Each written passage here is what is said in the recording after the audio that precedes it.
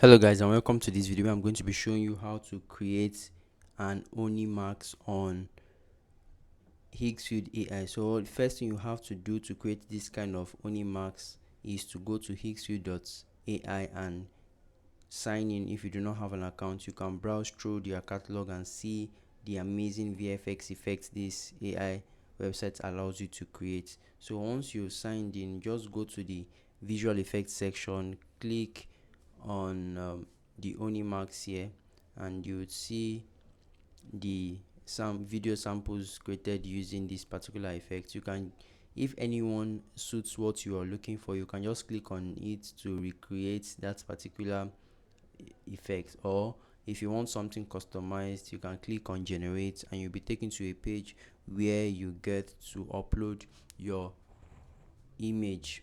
So once you've uploaded your image, you can input your prompt here. You can also use or ask ChatGPT to help you to describe your prompt. So once you've done that, you can choose your model, but most of the effects come with their own default model that will allow them to create the best possible effects using that model.